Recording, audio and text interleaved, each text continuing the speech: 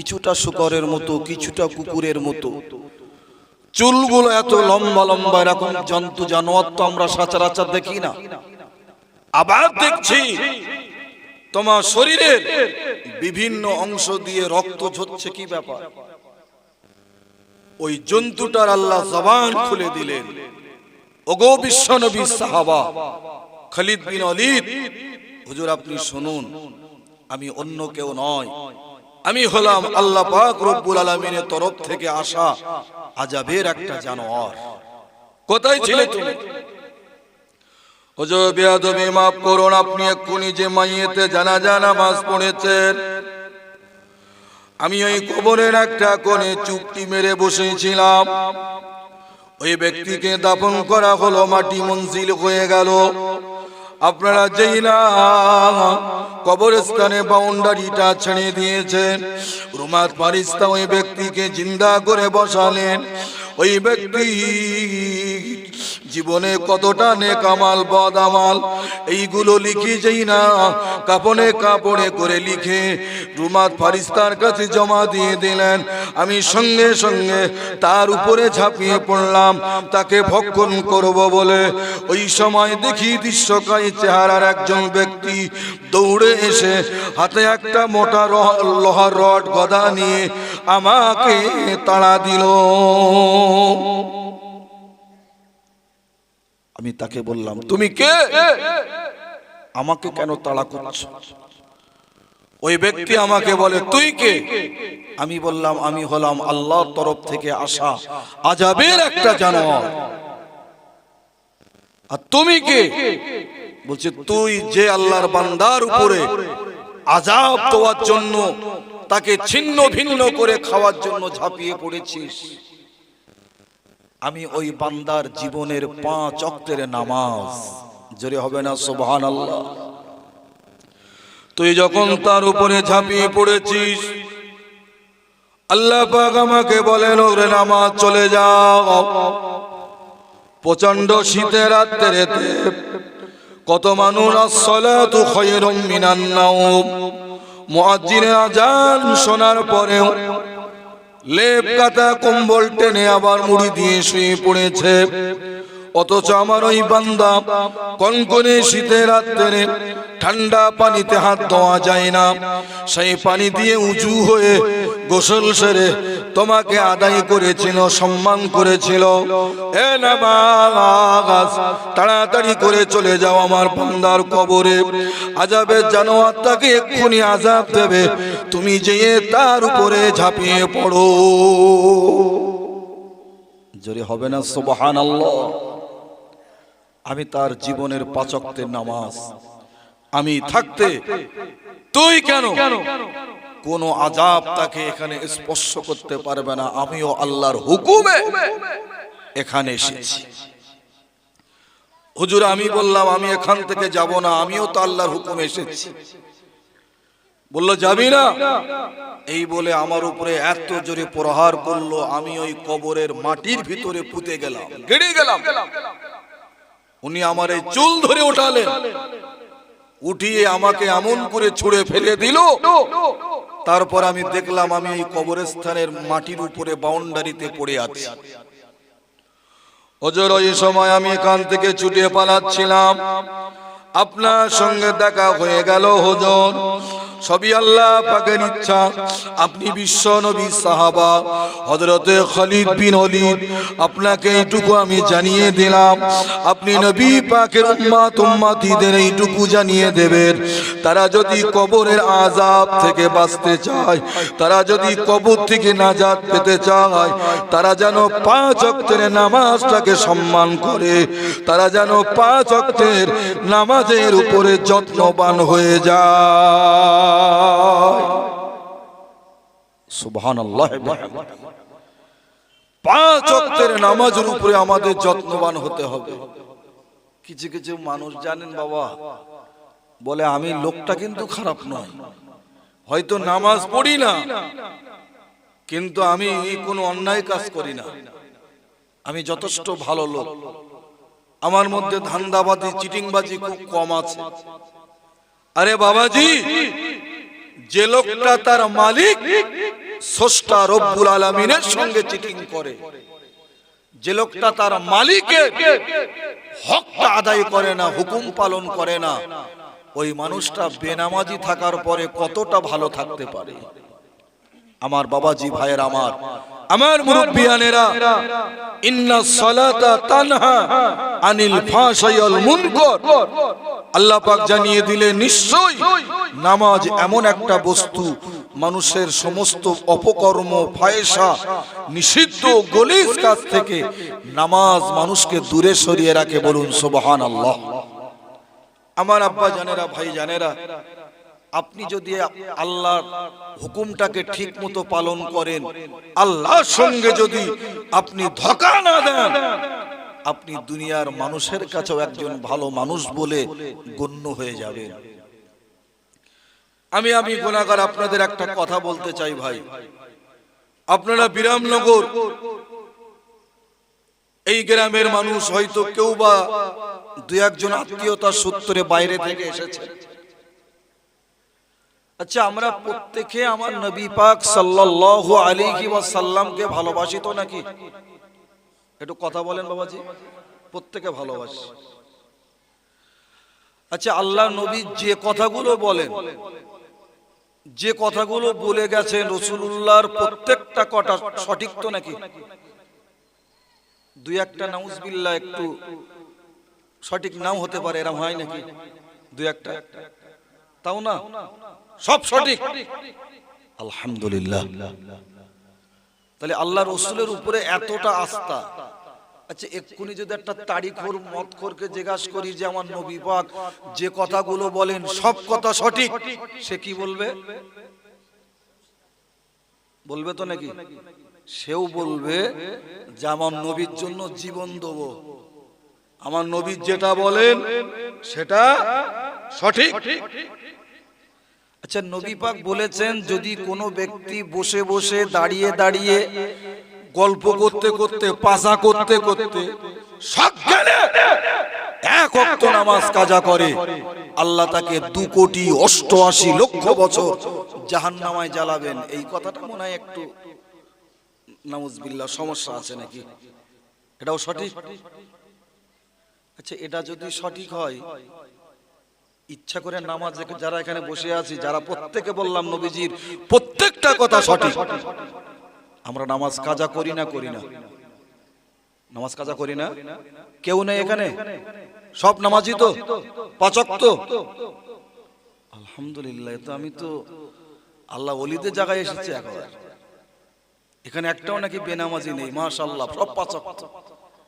খুব ভালো সংবাদ। হ্যাঁ, এই যাক, ইনি বলছেন 5 ওয়াক্ত নেই। আচ্ছা, যিনি 5 ওয়াক্ত পড়েন কি না পড়েন কারোর সঙ্গে জানানোর দরকার নেই, আপনি তো ভালো জানেন। এখানে একটু জিজ্ঞাসা করেন বিবেককে যে রাসূলুল্লাহর এই কথাটাও সত্য, আপনি সাক্ষী দিয়েছেন। এবার যদি আপনি 1 ওয়াক্ত নামাজ কাজা করেন, আপনাকে কিন্তু 2,88,00,000 বছর জ্বলতে হবে জাহান্নামায়। সহ্য করতে পারবেন তো? আল্লাহ নবী আমার জাদে ময়দান থেকে বাড়িতে এসেছেন। আল্লাহ নবী বিবি আম্মা জানাইশাতুল হুমায়রা রাদিয়াল্লাহু তাআলা আনহার হযরতে আমার নবী পাকে থাকার পালা। আল্লাহ নবী আমার যখন বাড়িতে আসতেন, আল্লাহ নবী সালাম দিতেন। বিবি নিজের বিবির ঘরে, সেখানে কেউ নাই, আল্লাহ নবী জানেন, তবুও সালাম দিতেন। এটা হলো নিজের বিবিদের উপরে স্বামীর ইজ্জত সম্মান। বিবি বলেও কি আপনি ঘরের মধ্যে হুটপাট ঢুকতে পারেন না? তার আব্রু ইজ্জতের একটা সম্মান আছে, হুটপাট আপনি ঢুকতে পারেন না, সালাম দিয়ে ঢুকতে হবে। সে তার মতো ঠিকঠাক হয়ে যাবেন, রেডি হয়ে যাবেন যে আমার স্বামী আসছে। আল্লাহ রাসূল সালাম দিলেন, সালামের কোনো জবাব পেলেন না। দ্বিতীয়বার সালাম দিলেন, জবাব পেলেন না। তৃতীয়বার সালাম দিলেন, জবাব পেলেন না। ওই সময় নবী পাক চিন্তা করলেন ভিতরে কোনো বিপদ হলো নাকি। দরওয়াজাটা ঠেলে আস্তে আস্তে ভিতরে প্রবেশ করে দেখেন আম্মা জান আয়েশা সিদ্দিকা রাদিয়াল্লাহু আনহা নামাজের সিজদায় পড়ে ঝরঝর করে কাঁদছেন। আম্মা জানে নামাজ সম্পন্ন হয়ে গেল, নবীজি চুপ করে বসে আছেন। আম্মা জান আল্লাহ নবীকে সালামের জবাবটা দিয়ে বলেন, ইয়া রাসূলুল্লাহ, ইয়া হাবিবাল্লাহ, হুজুর আপনি বেয়াদবি ক্ষমা করুন। আপনি আমাকে সালাম দিচ্ছিলেন, ডাকছিলেন, আমি নামাজের মধ্যে ছিলাম, আল্লাহ পাকের ধ্যানে এতটা নিমগ্ন ছিলাম, আমি আল্লাহ পাকের আযাব গজবের ভয়ে এত কান্না কাঁদছিলাম, আপনার সালামের দিকে আমার স্মরণ ছিল না। হুজুর যদি বেয়াদবি হয়ে যায়, আগে আল্লাহর হস্তে আমাকে মাফ করে দিন। বলুন না সুবহানাল্লাহ, আমাকে মাফ করে দিন। তো তুমি কি জন্য এত কান্না কাঁদছো? আম্মা যা বলেন, ইয়া রাসূলুল্লাহ, ইয়া হাবিবাল্লাহ, হুজুর আমি উনানে রান্না করছিলাম, হঠাৎ করে একটা আগুনের ফুলকি আমার হাতের উপরে এসে পড়ল। আগুনের তেজ যন্ত্রণা জ্বালা আমি সইতে পারি না। ইয়া রাসূলুল্লাহ, ইয়া হাবিবাল্লাহ, হুজুর আপনি আমায় বেয়াদবে ক্ষমা করুন। আমি ওই সময় চিন্তা করলাম, আপনি একদিন আমাকে বলেছিলেন, আল্লাহ পাক জানিয়েছেন, ওয়াকুদুহান নাস ওয়াল হিজারা, আল্লাহ পাক জাহান্নামটাকে ভরাবেন মানুষ আর পাথরকে দিয়ে। ওয়াকুদুহান নাস ওয়াল হিজারা, আল্লাহ জাহান্নাম তার পেটটাকে ভরিয়ে দেবেন মানুষ আর পাথর দিয়ে। আমি আয়েশা, আমার ভিতরে বড় চিন্তা উদয় হলো, আল্লাহ পাক সেই যে মানুষকে দিয়ে জাহান্নামটাকে ভরাবেন তার মধ্যে আমি আয়েশা হয়তো একজন। তো এইটুকু আগুনের ফুলকি আমার হাতে পড়েছে, তার জন্য ঠসকা পড়ে গেছে, জ্বালা যন্ত্রণা সইতে পারি না। ইয়া রাসূলুল্লাহ, ইয়া হাবিবাল্লাহ, হুজুর ওই জাহান্নামের আগুন আমি আয়েশা কিভাবে সহ্য করব? তার জন্য সিজদায় পড়ে একটু কাঁদছিলাম। আল্লাহ নবী বলে, বিবি আয়েশা আরো কাঁদো, আল্লাহ পাকের দরবারে আযাবের ভয়ে কাঁদো। যে ব্যক্তি আল্লাহর আযাবের ভয়ে দুনিয়ার জমিনে দুফোঁটা চোখের পানি ঝরিয়ে রাখতে পারবেন, এই দুফোঁটা চোখের পানি আল্লাহ পাক তার জাহান্নামায় যেই না ছিটিয়ে দেবেন, ওই জাহান্নামের আগুনটা তপ করে নিভে যাবে। সুবহানাল্লাহ বিহামদি, সুবহানাল্লাহিল আযীম। আমার আব্বা জানেরা, ভাই জানেরা, তো আম্মা জান আয়েশা সিদ্দিকা রাদিয়াল্লাহু আনহা যিনি হলেন আল্লাহর নবীর বিবি, আবু বকর সিদ্দিক রাদিয়াল্লাহু আনহু বিশ্ব নবীর যিনি প্রধান খলিফা, এক নম্বর সাহাবা, তানার কলিজার টুকরি, এতটা সম্মানের যিনি অধিকারিনী, তিনি আল্লাহ পাকের আযাবের ভয়ে এতটা কান্না কাঁদছেন। আমরা বসিরহাট এলাকার মানুষ, বিরামনগরের মানুষ, আমাদের চিন্তা নেই, যা ইবাদত বندگی করেছি কবরে আমাদের কিছুই হবে না নাকি? আমরা আব্বা জানেরা, ভাই জানেরা, একটা কথা আপনাদের বলি, আমি একটা জিনিস দেখেছি আমাদের এই বসিরহাট এলাকা, বসিরহাট সাব ডিভিশন, আপনার যেন কোনো মনে ব্যথা নেবেন না,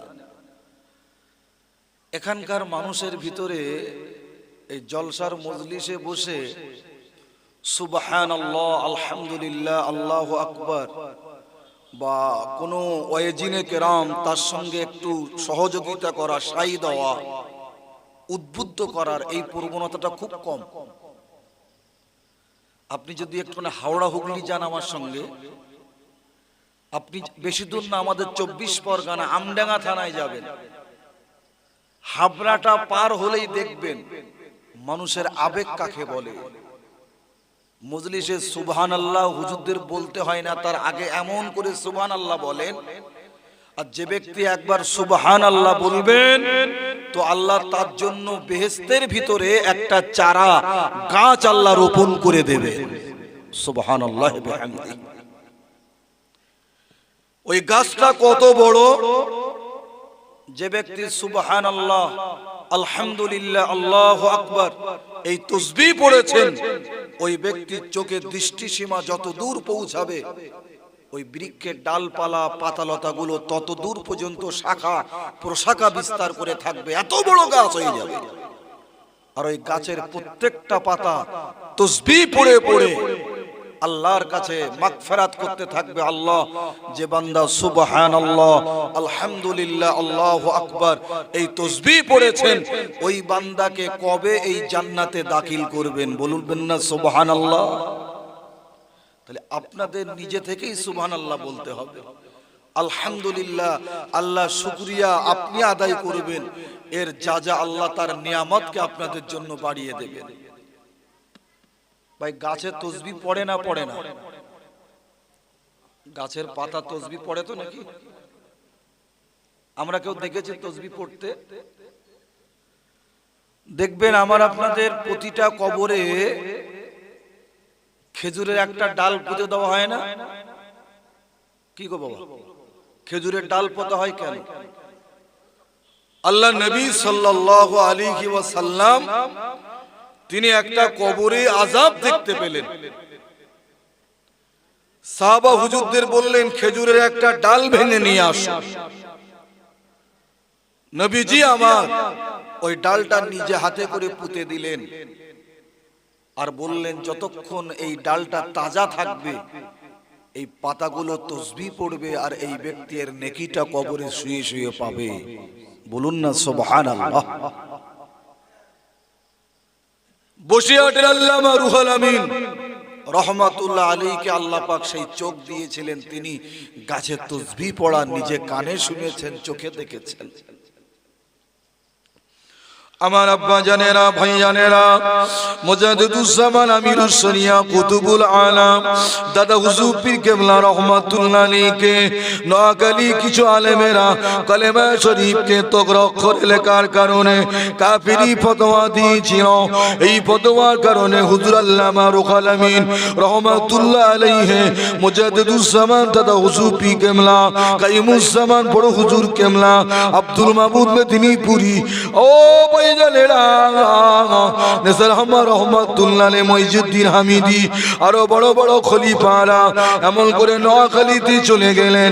নোয়াখালী সেই আলেমদের বিরুদ্ধে মুজাদ্দিদুজ্জামান দাদা হুজুর কেবলাকে সাথে নিয়ে আল্লামা হুজুর কেবলা প্রকাশ্য বাজের ডাক দিয়েছিলেন। হুজুরেরা সেখানে মুসাফির, বিশাল জামায়াত, আসরের ওয়াক্ত হয়ে গেল, আসরের বড় জামাত। ও আব্বা জানেরা, ভাই জানেরা, যদি কোনো ব্যক্তি মুসাফির হন, ওই ব্যক্তি ইমামতি না করে স্থানীয় মুকিম ব্যক্তি ইমামতি করাটা সব থেকে ভালো। কেননা মুসাফির যদি আসরের নামাজ, ইশার নামাজ, জোহরের নামাজের ইমামতি করেন, তার জন্য 2 রাকাত কসর পড়তে হবে, আর বাকি 2 রাকাত মুক্তাদিদের আলাদা একা একা আদায় করতে হবে। এই জন্য এলাকার যারা মুকিম ইমাম তাদের পড়ানো সব থেকে ভালো। দাদা হুজুর কেবলার চোখ তো আলাদা, তিনি মুজাদ্দিদ, যাত্রার পিছনে তো নামাজ পড়বেন না। দাদা হুজুর কেবলা বললেন, বাবা বড় মাওলানা আপনি এদিকে আসুন। আল্লামা হুজুরকে ডাকলেন, আপনি ইমামতি করুন। নোয়াখালী আলেমরা সব দেখছে এদিক ওদিক, এ কেমন হুজুর? আমাদের এখানে এত যোগ্য যোগ্য আলেম ওলামা মুহাদ্দিস রয়েছে, তাদের ইমামতি করতে না দিয়ে মুকিম ইমাম মানে মুসাফির ইমামকে ইমামতি করতে দিলেন। আমাদের আবার 2 রাকাত আদায় করে নিতে হবে, কিন্তু বলতে পারছেন না। নামাজ শেষ হয়ে গেল, চতুর্দিকে দলে দলে সব গোল টেবিল শুরু হয়ে গেছে, যেটা আমাদের নেশা। ওয়াজ নসিহত শোনার পরে প্রত্যেকটা হুজুরের সামনে আমাদের ধর্ম হলো জি হুজুর, জি হুজুর। ভালো বললেও জি হুজুর, খারাপ বললেও জি হুজুর। যে বক্তা উঠবেন আমরা সব তার দলে হয়ে যাই, কিন্তু পরে যে আমরা সমালোচনা শুরু করি। দাদা হুজুর কেবলা বুঝতে পারলেন যে এখানে রুহুল আমিন সাহেবকে ইমামতি করতে দিয়েছি, তাই চতুর্দিকে সমালোচনা শুরু হয়ে গেছে। হুজুর ডাকলেন, এ নোয়াখালী আলেমেরা এদিকে আসেন। আমার পিছনে কি গীবত করছেন? আমি রুহুল আমিন সাহেবকে ইমামতি করতে দিয়েছি, এটাই নিয়ে আলোচনা করছেন তো? ভয় খেয়ে গেলেন। হুজুর কি করে জানলেন? যে হুজুর এটাই নিয়ে আলোচনা করছিল, আপনি যখন জানতে পেরেছেন। তো হুজুর আপনি মুসাফিরকে কেন ইমামতি করতে দিলেন? আমরা এত যোগ্য এখানে আলেম ওলামা রয়েছে। দাদা হুজুর পীর কেবলা বললেন, বাবা দেখতে চাও না শুনতে চাও? হুজুর যদি দেখাতে পারেন সেটা তো আরো ভালো হয়। মুজাদ্দিদুজ্জামান দাদা হুজুর পীর কেবলা বললেন, ও নোয়াখালী আলেমেরা, ওই যে খেজুর গাছটা দেখা যায়, ওই গাছ থেকে আপনারা কে কতটা দ্রুত গতিতে পাতা ছেড়ে এনে আমার হাতে দিতে পারবে? বাবা বড় মাওলানা সাহেব, আপনিও জানতে কি কে কতটা আগে পাতা নিয়ে আসতে পারে? নোয়াখালী আলেমেরা দৌড়ে দৌড়ে চলে গেলেন, লাফ দিয়ে দিয়ে পাতা ছেড়ে নিয়ে মুজাদ্দিদুজ্জামান দাদা হুজুর পীর কেবলা রহমাতুল্লাহ আলাইহির হাতে উঠিয়ে দিলেন। হুজুর বললেন, আপনারা সবাই তো পাতা নিয়ে আসলেন, আমার বড় মাওলানা পাতা নিয়ে আসলো না কেন? কোথায়? বলছে, হুজুর আপনি চিন্তা করেন কাকে ইমামতি করতে দিলেন? যে আপনার কথা মানে না, দেখলাম ওই গাছতলায় চুপ করে বসে আছে। হুজুর বলছেন, তাই? বলছে, হ্যাঁ। আচ্ছা ঠিক আছে, ফিরে আসো। আল্লামা হুজুর কেবলা অনেক পরে টুক টুক টুক টুক করে খুব লজ্জিত, মনটা সংকীর্ণ করে ছোট করে ফিরে আসে। আহ, জীবনে আমার পীরের হুকুম আমি কোনোদিন অমান্য করি না। আমার পীরকে এত ভালোবাসি, এত সম্মান করি, কোনোদিন অপমান করিনি। কিন্তু আজকে আমার পীরের হুকুমটা আমার অমান্য করতে হলো। যাক, হুজুর তো এখানে আছেন, ক্ষমা চেয়ে নেবো, তাও বি আচ্ছা, কিন্তু এই অপরাধটা আমি করতে পারবো না। দাদা হুজুর পীর কেবলা বললেন, বাবা বড় মানুষ সাহেব, এখানে পাতা লাট হয়ে গেছে, নোয়াখালী আলেমরা নিয়ে এসে, আপনার পাতা কই? আল্লামা হুজুর পীর কেবলা বললেন, হুজুর আপনি আমার বেয়াদবি ক্ষমা করুন, আমি পাতা নিয়ে আসতে পারি না। আমি যাই না গাছে পাতাটা ছেঁড়ার জন্য উদ্যত হলাম, পাতাটা ছিঁড়বো, এমন সময় দেখি একটা কান্নার আওয়াজ। ও বাবা রুহুল আমিন সাহেব, আপনিও কি নোয়াখালীর আলেমদের মতো অন্ধ হয়ে গিয়েছেন? বাবা এই গাছেরটা আমার বুকের উপরে গাছটা আছে, এই গাছের পাতাগুলো আল্লাহ জিকির করে করে আমার জন্য সবরেসানি করে। বাবা রুহুল আমিন, আপনি আমার এই বুকের উপরে গাছ থেকে পাতা ছিঁড়বেন না। একটা পাতা যদি আপনি ছিঁড়ে নিয়ে যান, আমার একটা নেকি কম হয়ে যাবে। ও বাবা বড় মাওলানা রুহুল আমিন, আল্লাহ তো আপনার চোখ দিয়েছেন, আপনি দয়া করে আমার একটা নেকিকে কমিয়ে দেবেন না। জোরে হবে না? সুবহানাল্লাহ বিহামদি। হুজুর আপনি বলুন, ওই মানুষটার কান্না শোনার পরে আমি কি করে একটা মরা মানুষের একটা নেকিকে কম করে দিই? আমার পীরের হুকুম অমান্য করেছি, তার জন্য পায়ে জড়ায়ে ক্ষমা চাও। আমি ওই জন্য হুজুর পাতাটা ছিঁড়তে পারিনি। যদি আমার বেয়াদবি হয়ে যায়, আপনি আমাকে আল্লাহর রাস্তায় ক্ষমা করে দিন। নোয়াখালী আলেমরা বলতে, হুজুর দেখেছেন কাকে ইমামতি করতে দিলেন? পাতা না ছেড়ে চলে আসলো।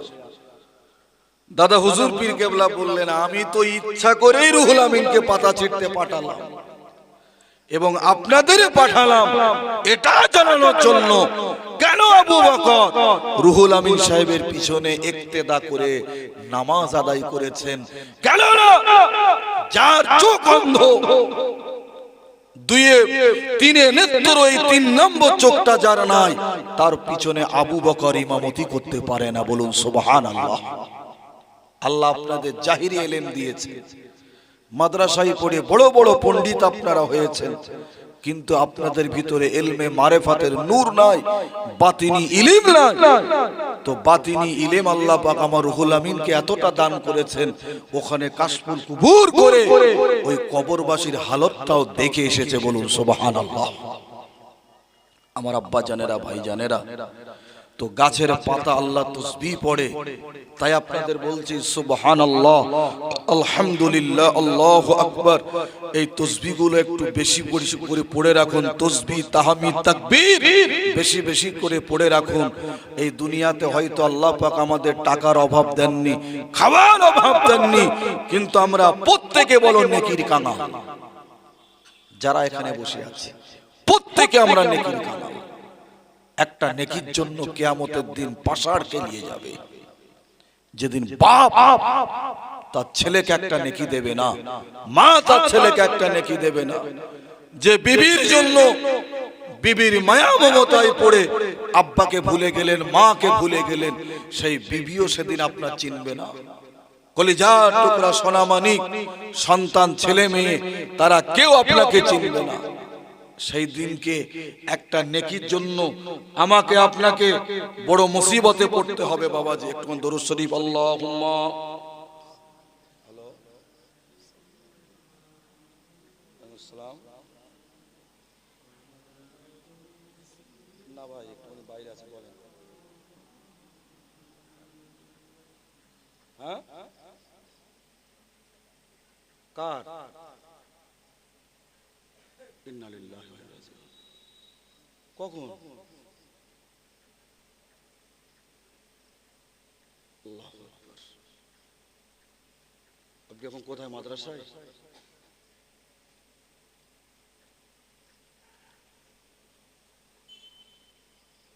আমি দোয়া করছি, আমি স্টেজে আসি, পরে কথা বলছি। ঠিক আছে।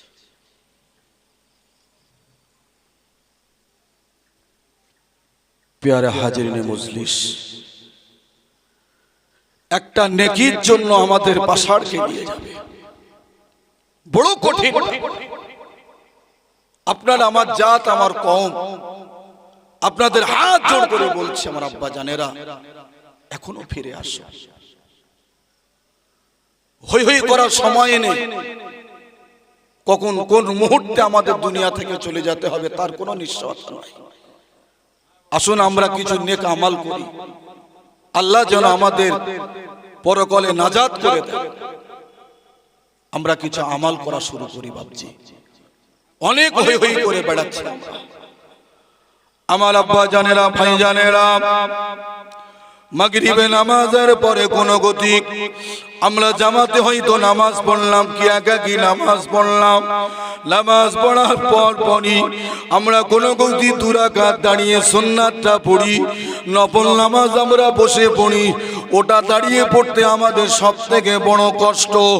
ও ভাইজানেরা, ওই নফল নামাজটা আদায় করে একটুখানি হাত তুলে এইভাবে হাত নিয়ে ডোলাডলি করে মুখে মালিশ করে চলে গেলাম। ভালো মোহাব্বতের সঙ্গে আমরা একটু দোয়াটা করার সময়টাও পাই না। কিছু তাসবিহ তাহলিল করাও তো দূরের কথা। আমার আব্বা জানেরা, যদি আল্লাহর নৈকট্য হাসিল করতে চান, একটুখানি মাগরিবের পরে 2 রাকাত সুন্নাত পড়ে ওই 2 রাকাত নফল বসে পড়া লাগবে না। একটুখানি দাঁড়িয়ে যান, 2 রাকাত করে 3 সালামে আপনি 6 রাকাত আওয়াবিনের নামাজটা আদায় করুন। এই নামাজটা আপনি আদায় করে কিছুক্ষণের জন্য আপনি একটু জিকির ওজিফাতে বসে যান। চায়ের দোকানে গিয়ে আড্ডা মারার দরকার নেই, কিছুক্ষণ বসে যান। এই বসার মধ্যে যে কি লজ্জাত রয়েছে, আপনি বেশি না 40টা দিন বসে দেখেন, আপনি বুঝতে পারবেন। আপনার যাকে পছন্দ হয়, যে মানুষের আপনার পছন্দ হয়, এরকম একজন যোগ্য শায়েখ কামেল মানুষের হাতে হাত দিয়ে একটু বায়াতটা হয়ে আপনি যদি তরিকতের নিয়ম অনুযায়ী এই সবকটা আমল করতে পারেন, নসিব খুলে যাবে আপনার। আমার নিজের চোখে দেখা ফুরফুরা শরীফে দাদা হুজুর কেবলার মুরিদ নয় বাবা, মেদলা হুজুর পাঁচ হুজুর কেবলার মুরিদ নয়, পীর আল্লামা সাইফুদ্দিন সিদ্দিকী রহমাতুল্লাহ আলাইহির কাছে বায়াত হয়ে 3 তরিকা কমপ্লিট হয়ে গেল। 4 তরিকা সবক পাল্টানোর জন্য ফুরফুরা শরীফে যাচ্ছেন নতুন সবক নেওয়ার জন্য। ও ভাইজানেরা, এমন করে বাড়ি হলো তানার বেড়মোচর, ধামাখালি টু কলকাতা বাসে করে যাবেন। ঘটকপুকুরে যেয়ে গাড়িটা খারাপ হয়ে গেল, গাড়ি পাল্টাবেন, অন্য গাড়ি ধরার জন্য এপার থেকে ওপারে যাচ্ছেন, একটা লরিতে ধাক্কা দিল, ওই ব্যক্তি স্পটে ডেড হয়ে গেল। বাবা, ওই ব্যক্তি সমস্ত মানুষ সাক্ষী, আহা শব্দ মুখ থেকে পার করতে পারেননি, সঙ্গে সঙ্গে মারা গেলেন। ও ভাইজানেরা, বেড়মজুরে জলকারের ভেড়িতে তানাকে দাফন করা হলো। 7 বছর পেরিয়ে গেল, পানির ঢেউ লেগে লেগে কবরে হাঁটু পর্যন্ত ভেঙে গেল পায়ের দিক থেকে। কিছু মানুষ চান্নি রাত্রে জলকারে মাছ ধরছিলেন বাবা, তারা এমন করে সাদা কাপড়ের কাপড় চিকচিক করছে, এই দৃশ্য দেখে ভয়ে দৌড়িয়ে গ্রামের মানুষদেরকে ডেকে নিয়ে আসলেন। গ্রামের মানুষ এসে দেখেন যে মানুষটাকে 7 বছর আগে আমরা দাফন করলাম, উনি ফুরফুরা শরীফের সাইফুদ্দিন হুজুর কেবলার মুরিদ ছিলেন। 7 বছর পরে কাপনের কাপড়টা ধপ ধপ করছে সাদা। তরিকতের মধ্যে থাকার কারণে মানুষ হয়তো মনে করছেন তিনি জবান দিয়ে কলেমা পড়তে পারলেন না। তার কলব বামেস্তনে 2 আঙুল নিচে মটরের দানার মতো একটা গোস্তের টুকরা, যাকে তরিকতের ভাষায় বলা হয় লতিফ হয় কলব। এই কলবটা কিন্তু আল্লাহ জিকির করতে করতে মারা গিয়েছে, বলুন সুবহানাল্লাহ। আমার আব্বা জানেরা, আমার পীর আল্লামা সৈয়দ খালিদ হোসাইন দামাত বরকাতুহুম, পাঁশকুড়া প্রতাপপুর দরবার শরীফ, আওলাদুর রাসূল, যিনি জীবনে 32 বার হজ করেছেন আর বছরে প্রত্যেক বছর 2 বার করে উমরা করেছেন সপরিবার, নহজুর পীর কেবলা রহমাতুল্লাহ আলাইহির খলিফা, পিয়ারডাঙ্গা দরবার শরীফ মেদিনীপুরের পীর আহমদুল্লাহ রহমাতুল্লাহ আলাইহির জামাতা। এতটা নিঃস্বার্থ আল্লাহর ওলি আমি আমার লাইফে দেখিনি।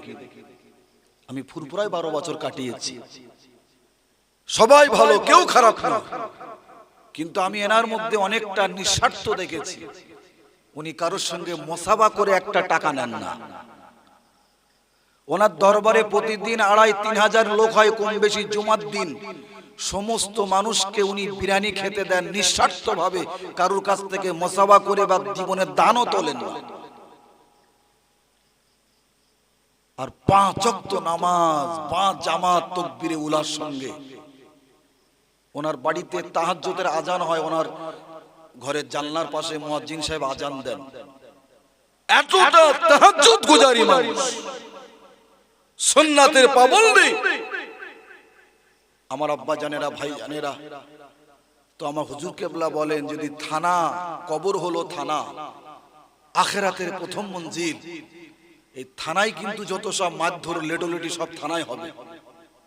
এই থানা থেকে যদি একবার আমরা বাঁচতে পারি, হাসরের ময়দান সেটা হলো আদালত, বিচারালয়, ওখান থেকেও ছাড় পেয়ে যাব ইনশাআল্লাহ। আর বিচারালয়ের পর থেকে যদি ছাড় পেয়ে যায়, তাহলে জেলখানা নয়, আল্লাহর জান্নাত নসিব হয়ে যাবে, বলুন সুবহানাল্লাহ। আমার আব্বা জানেরা, ভাই জানেরা, আপনারা আমার বৈশাট আল্লামা হুজুরের এলাকার মানুষ, আমি আপনাদের হাত জোড় করে বলছি, হুজুরের তরিকত দর্পণটা যদি খোলেন অবাক হয়ে যাবেন।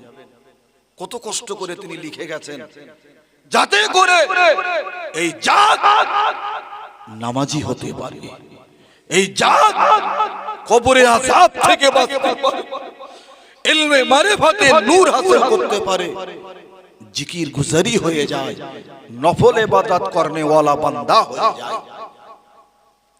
গতকালকে জুমার দিন ছিল তো বাবাজি, গতকাল জুমার দিন ছিল না? আচ্ছা, আপনাদের মসজিদে আল্লাহর রহমে জুমার দিন মানুষ যা ঢোকে আর সব প্রায় নামাজ কালাম কমপ্লিট করে বার হয়তো নাকি? কালকে আমি এক মসজিদের জুমার নামাজ পড়েছি, আল্লাহ, আমি যে বাদালুল জুমা নামাজ পড়ার জন্য নিয়ত করব, তা নিয়ত করতে পারছি না, অন্তত 2 মিনিট দাঁড়াতে হলো। মানে জোয়ার আসছে, জোয়ার। সেই জোয়ারের সামনে যদি আপনি ওইভাবে নিয়ত করে দাঁড়ান বা যদি সেজদাও চলে যান, তা মনে হয় মাথা চটকিয়ে চলে যাবে।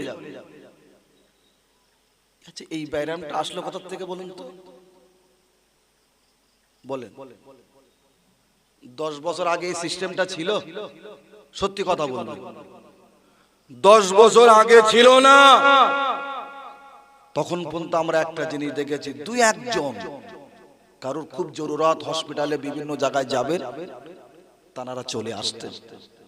কেউ হয়তো বাড়িতে এসে পড়ে নিতেন।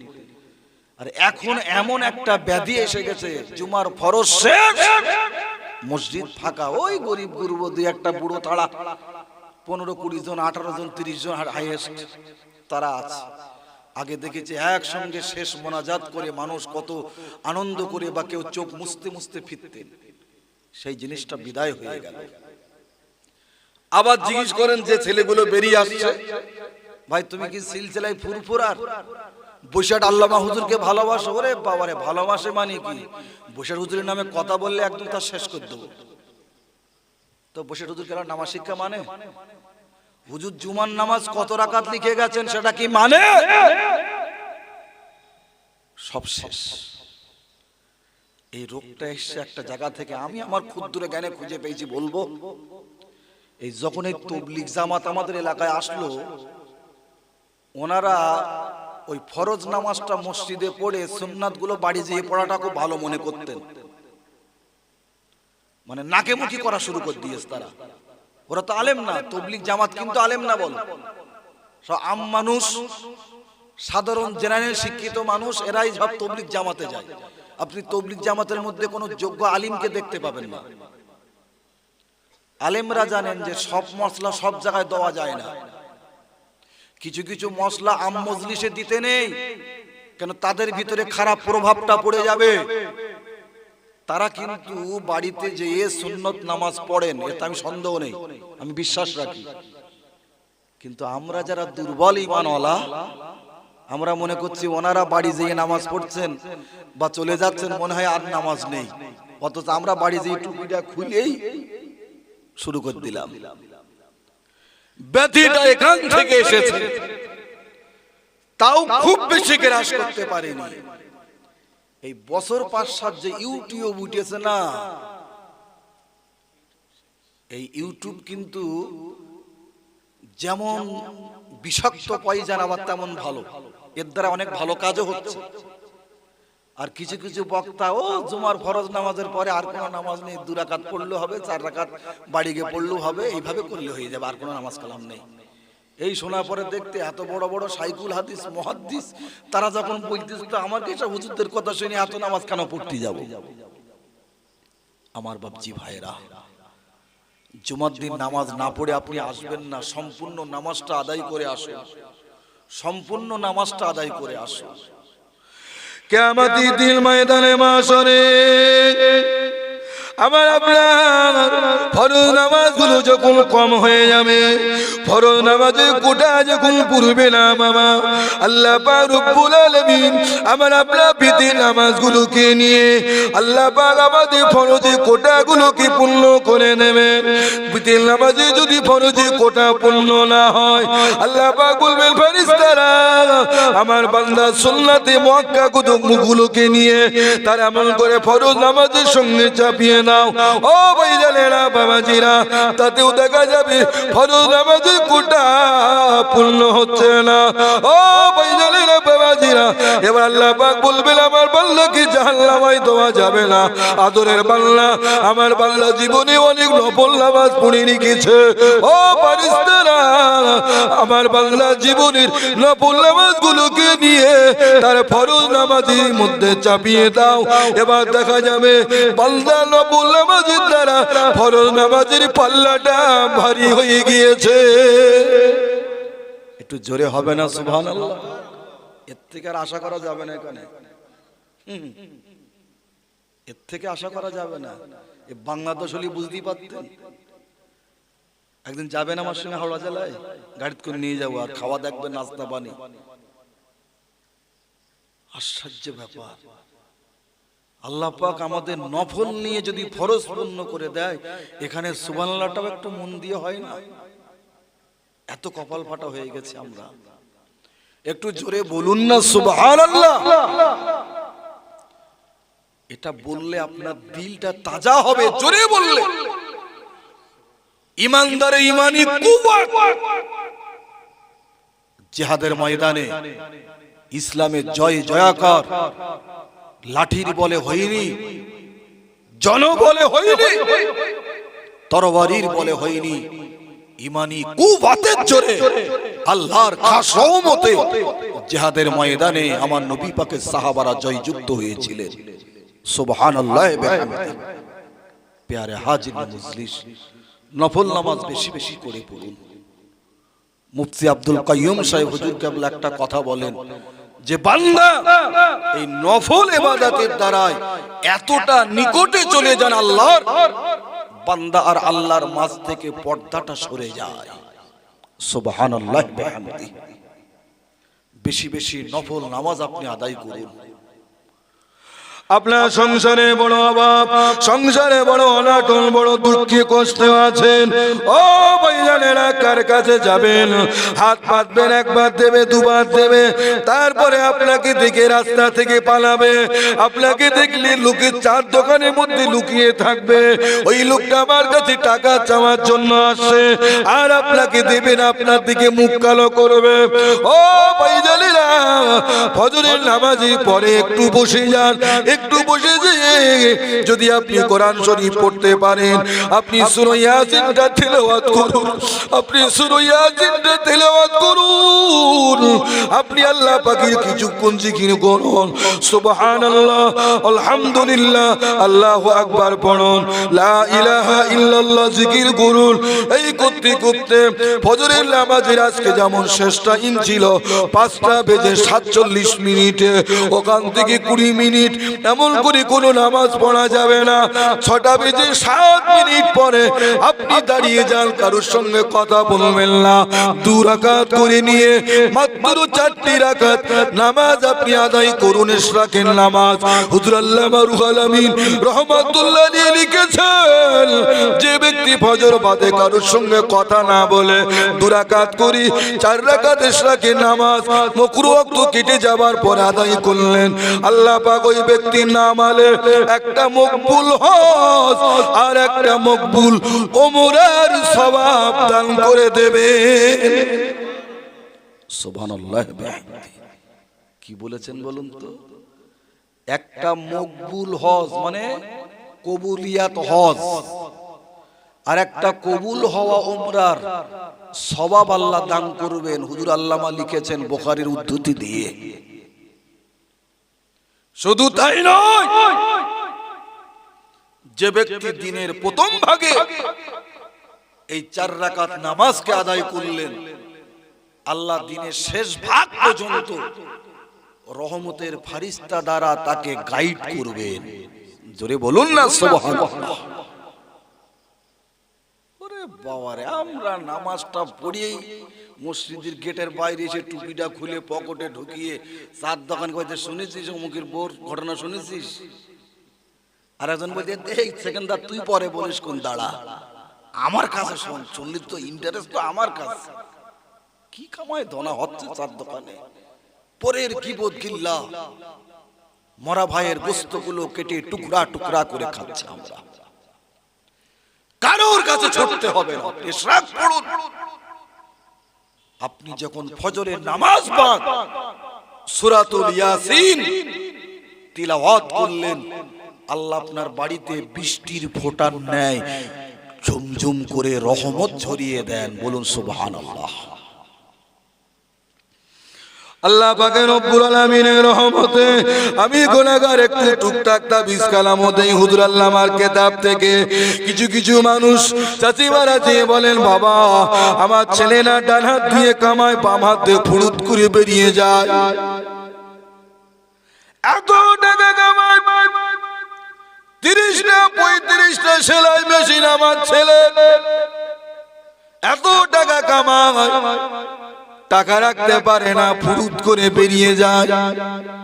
আমি বলি চাচিমার ফ্রি তাবিজ নেবেন না টাকা দিয়ে তাবিজ নেবেন? ফ্রি হলি তো খুব ভালো হলো বাবা।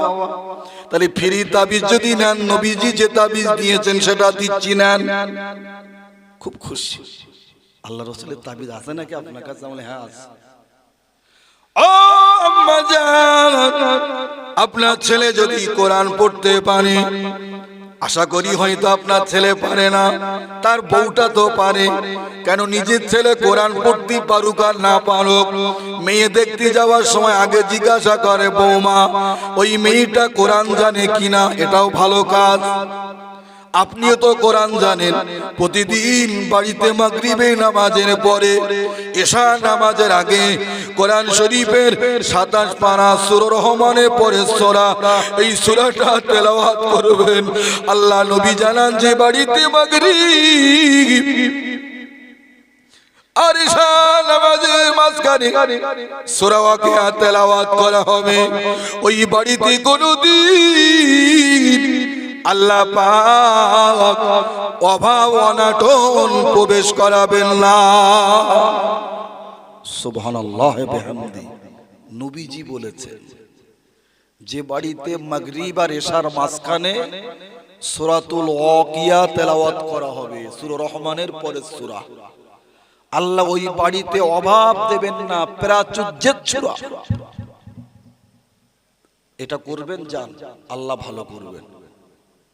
সে হবে ও টাকা লাগে আমি দেবো, আমার তাবিজ দেন, ও তাবিজ নেবে, টাকা লাগে লাগুক, তার টাকা যখন দিয়ে তাবিজ নেবেন চাচিমা, যখন কোরআনের তাবিজ নেবেন না, তা দেন 5001 টাকা।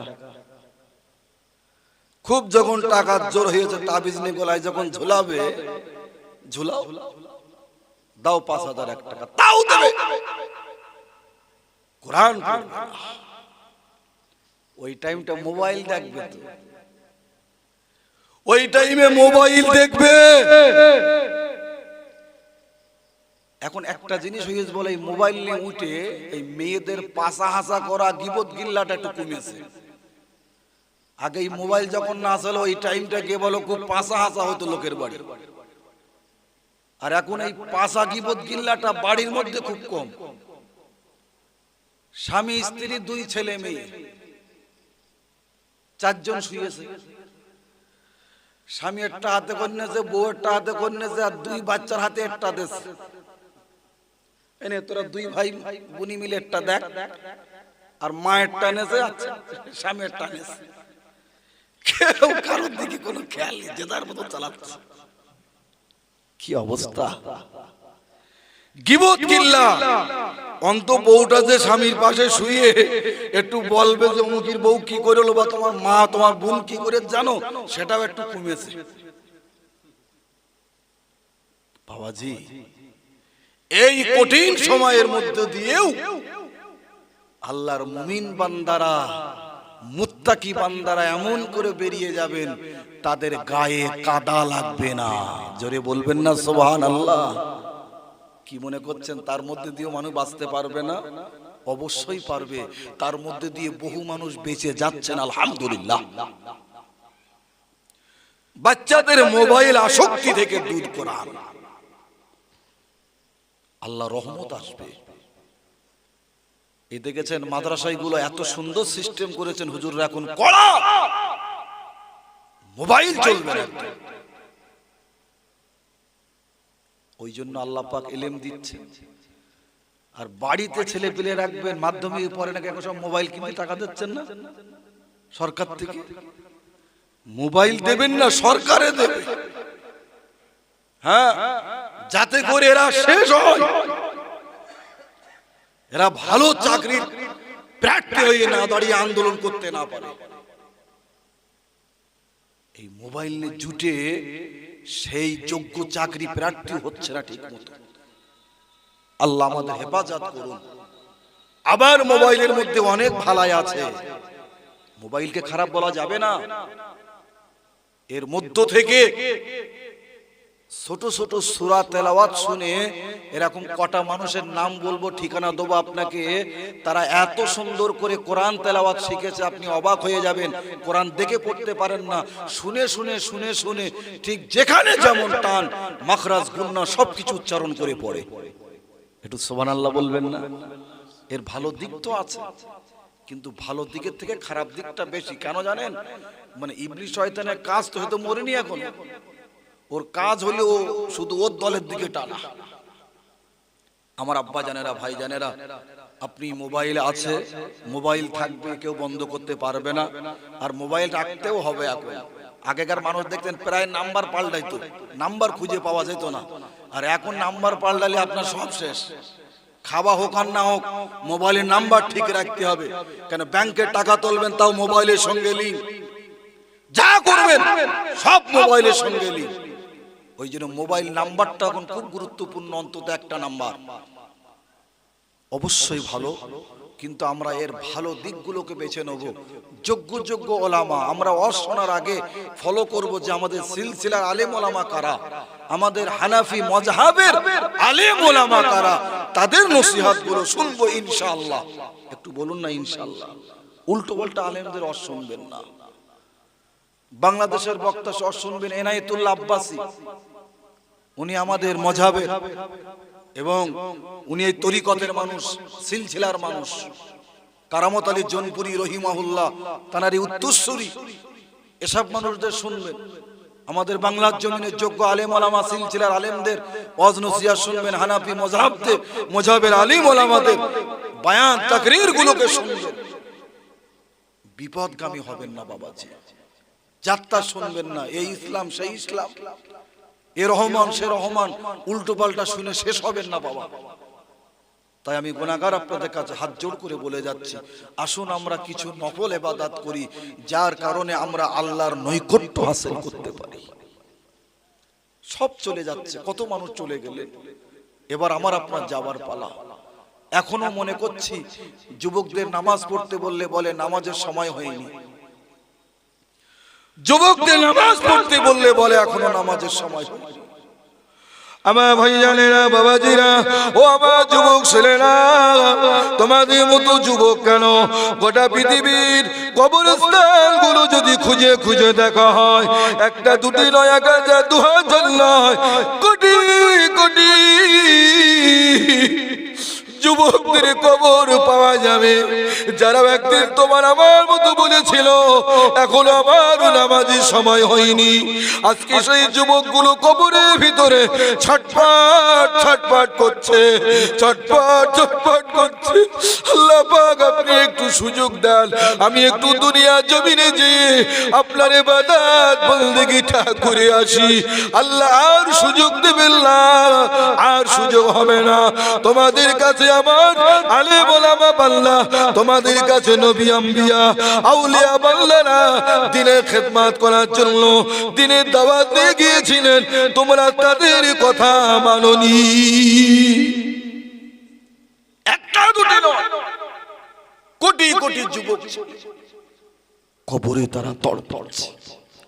আমার আব্বা জানেরা, ভাই জানেরা, আমার জওয়ান যুবক ভাইদের এখনো বলছি, আপনি সব করুন, ইসলাম আপনাকে নিষেধ করেনি, হালাল পন্থায় সবকিছু করুন, কিন্তু নামাজটা আদায় করে। আচ্ছা বাবাজি, আমাদের জন্য নামাজ পড়াটা খুব কঠিন, তাই তো?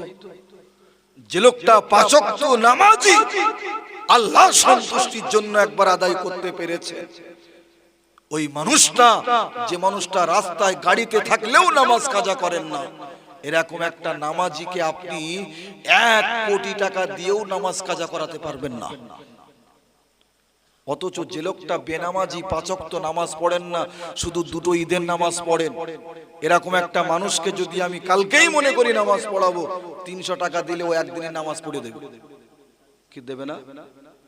একটা গরিব মানুষ 5 ওয়াক্ত নামাজ পড়ে না, তাকে 300 টাকা দেবো, ভাই তোমার তো জনের দাম, আমি দিয়ে দিচ্ছি, সারাদিন থাকতে হবে, 5 ওয়াক্ত নামাজ পড়তে হবে, পড়বে না?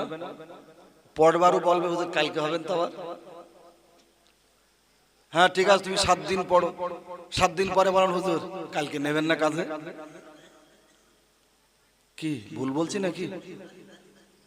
কিন্তু আপনি কেমন পারেন একটা 5 ওয়াক্ত নামাজি তাকে 1 কোটি টাকা দিয়ে বলেন হুজুর কালকে নামাজ পড়তে হবে না, পারবেন? আচ্ছা আমার পরে তো এখানে মুফতি সাহেব হুজুর আসবেন, ওনাকে বলবেন হুজুর আপনার 1 কোটি টাকাটা চেক লিখে দিচ্ছি, আপনি কালকে জোহরের নামাজটা শুধু আপনার কাজা করতে হবে, শুধু জোহরটা পড়লেই হবে না, তার জন্য 1 কোটি টাকা চেক দিচ্ছি। উনি নেবেন তো নাকি? অত সহজ? আপনার 1 কোটি টাকার চেকে লাথি মেরে দেবে, নামাজ না পড়া পর্যন্ত ওনার কলিজা তো ঠান্ডা হবে না। এমন একটা জিনিস নামাজ, আপনি যদি একবার নামাজি হতে পারেন তারপরে নামাজ কাজা করাটাই কঠিন হয়ে যাবে আপনার জন্য।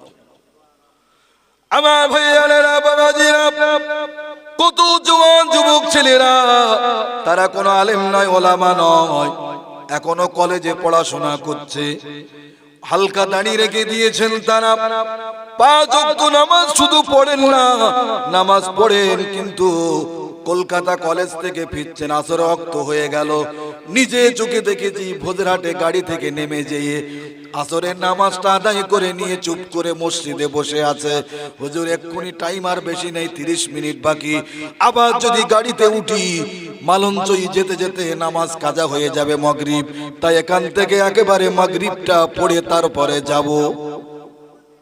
জওয়ান যুবক ছেলে, এরা আলেম ওলামা নয়, কিন্তু এরকম আলেম আমি কটা নাম বলবো, নাম ধরে ধরে দেখাতে পারি চোখে আঙুল দিয়ে। মাগরিবের আজান হচ্ছে, মসজিদি টুপিটা খুলে কোলে রেখেছে যেন কাজ দেখেও না দেখতে পারে হুজুরির গাড়ি যাচ্ছে, মাগরিবের নামাজ পড়বে না তাই টুপি খুলে কোলে রেখে ওইভাবে মাথা গুজে বুঝে গাড়ি জোরে চালাও, এখানে আজান হচ্ছে। আহা, নিজের গাড়ি রাখলে কারুর বাবার কই ভাগ দেওয়া লাগবে না, নিজেরা যে নামাজের অস করছে অথচ নামাজ পড়ে না। এরকম অনেক বক্তা রয়েছে, আমি তাদের খুব ভালো রকম চিনি বাবাজি ভাইয়ের আমার। আবার বহু বক্তা রয়েছেন রাস্তায় গাড়ি রেখে কোনো নামাজ পড়ার পরিবেশ নেই বলে সেখানে এমন করে পেপার পলিথিন বিছিয়ে তার উপরে নামাজ আদায় করছেন, বোতলে করে পানি রেখে দেন উজু করার জন্য, সব জায়গায় তো মসজিদ পাওয়া যায় না, এরকম বক্তা আলেম রয়েছে। তাকবীর, নারায়ে তাকবীর, নারায়ে তাকবীর। সিলসিলা হক ফুরপুরা শরীফ আলহাজ হযরত মাওলানা মুফতি আব্দুল কাইয়ুম সাহেব হুজুর কিবলা, নারায়ে তাকবীর। ভাই আমার বিদায় নিলাম, হুজুর কিবলা এসে গেছেন, আমরা সকলে হুজুরে ওয়াজ শ্রবণ করব। দরুদ শরীফ আল্লাহুম্মা।